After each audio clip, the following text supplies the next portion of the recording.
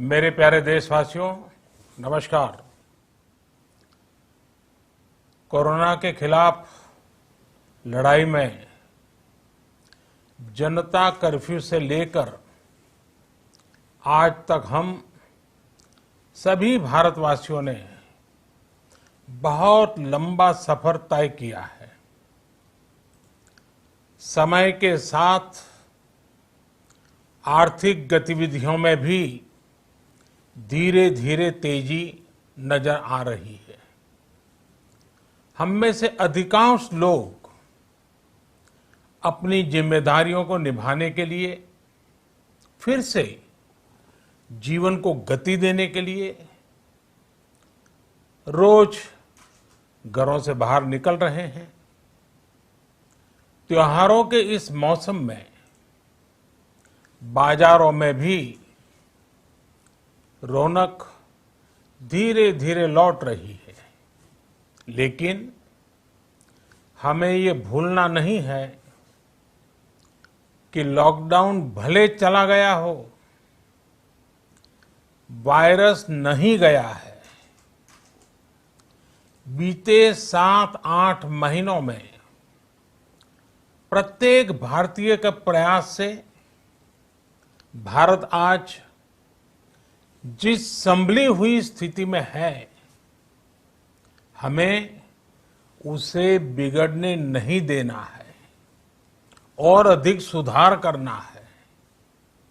आज देश में रिकवरी रेट अच्छी है, फैटेलिटी रेट कम है। भारत में जहां प्रति 10 लाख जनसंख्या पर करीब 5,500 लोगों को कोरोना हुआ है, वहीं अमेरिका और ब्राजील जैसे देशों में ये आंकड़ा 25,000 के करीब है। भारत में प्रति 10 लाख लोगों में मृत्यु दर 83 है, जबकि अमेरिका, ब्राजील, स्पेन, ब्रिटेन जैसे अनेक देशों में ये आंकड़ा 600 के पार है। दुनिया के साधन संपन्न देशों की तुलना में भारत अपने ज्यादा से ज्यादा नागरिकों का जीवन बचाने में सफल हो रहा है।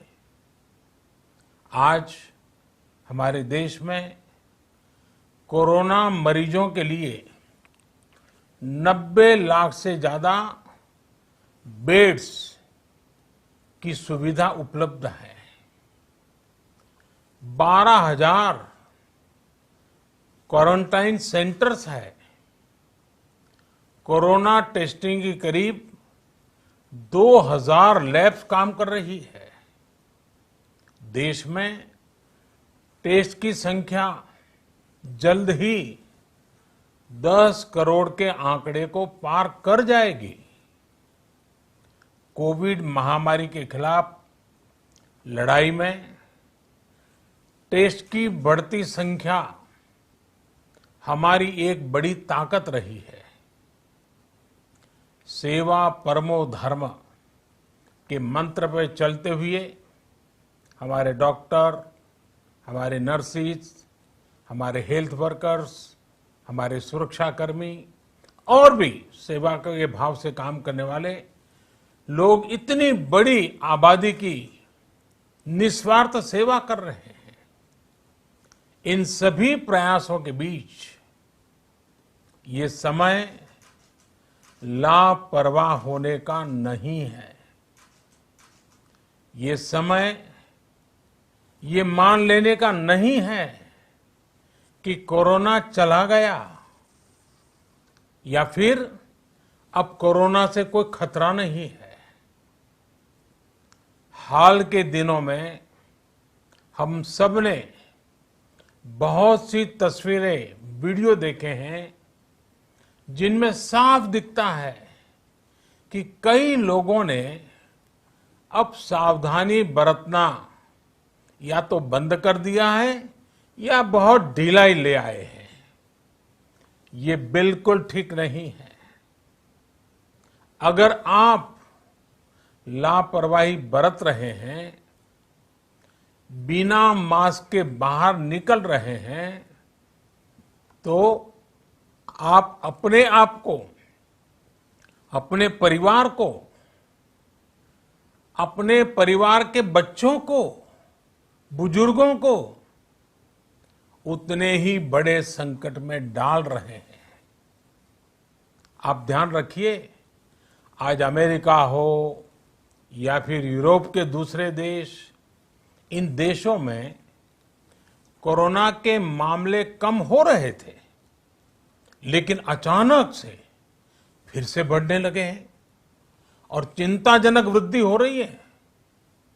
साथियों, संत कबीरदास जी ने कहा है, पक्की खेती देख के गर्व किया किसान, अजहू जोला बहुत है, अजहू जोला बहुत है, घर आवे तब जान। अर्थात कई बार हम पकी हुई फसल देखकर ही अति आत्मविश्वास से भर जाते हैं कि अब तो काम हो गया, लेकिन जब तक फसल घर न आ जाए तब तक काम पूरा नहीं मानना चाहिए। यही कबीरदास जी कह के गए हैं। यानी जब तक सफलता पूरी न मिल जाए, लापरवाही नहीं करनी चाहिए। साथियों, जब तक इस महामारी की वैक्सीन नहीं आ जाती, हमें कोरोना से अपनी लड़ाई को रत्ती भर भी कमजोर नहीं पड़ने देना है। बरसों बाद हम ऐसा होता देख रहे हैं कि मानवता को बचाने के लिए युद्ध स्तर पर पूरी दुनिया में काम हो रहा है। अनेक देश इसके लिए काम कर रहे हैं। हमारे देश के वैज्ञानिक भी वैक्सीन के लिए जी जान से जुटे हैं। भारत में अभी कोरोना की कई वैक्सीन पर काम चल रहा है। इनमें कुछ एडवांस स्टेज पर है, आशास्पद स्थिति दिखती है। साथियों, कोरोना की वैक्सीन जब भी आएगी, वो जल्द से जल्द प्रत्येक भारतीय तक कैसे पहुंचे, इसके लिए भी सरकार की तैयारी जारी है। एक एक नागरिक तक वैक्सीन पहुंचे, इसके लिए तेजी से काम हो रहा है। साथियों, रामचरितमानस में बहुत ही शिक्षाप्रद बातें हैं, सीखने जैसी बातें हैं, लेकिन साथ साथ अनेक प्रकार की चेतावनियां भी हैं। जैसे रामचरितमानस में बहुत बड़ी बात कही गई है, रिपु रुज पावक पाप, रिपु रुज पावक पाप, प्रभु अहि गनीय न छोट करी। अर्थात आग, शत्रु, पाप यानी कि गलती और बीमारी, इन्हें कभी छोटा नहीं समझना चाहिए। जब तक इनका पूरा इलाज न हो जाए, इन्हें हल्के में नहीं लेना चाहिए। इसलिए याद रखिए, जब तक दवाई नहीं, तब तक ढिलाई नहीं। त्योहारों का समय हमारे जीवन में खुशियों का समय है, उल्लास का समय है। एक कठिन समय से निकलकर हम आगे बढ़ रहे हैं। थोड़ी सी लापरवाही हमारी गति को रोक सकती है, हमारी खुशियों को धूमिल कर सकती है। जीवन की जिम्मेदारियों को निभाना और सतर्कता, ये दोनों साथ साथ चलेंगे, तभी जीवन में खुशियां बनी रहेगी। 2 गज की दूरी, समय समय पर साबुन से हाथ धुलना और मास्क लगाना, इसका ध्यान रखिए। और मैं आप सबसे करबद्ध प्रार्थना करता हूं, आपको मैं सुरक्षित देखना चाहता हूं, आपके परिवार को सुखी देना चाहता हूं। ये त्योहार आपके जीवन में उत्साह और उमंग भरे, ऐसा वातावरण चाहता हूं। और इसलिए मैं बार बार हर देशवासी से आग्रह करता हूं।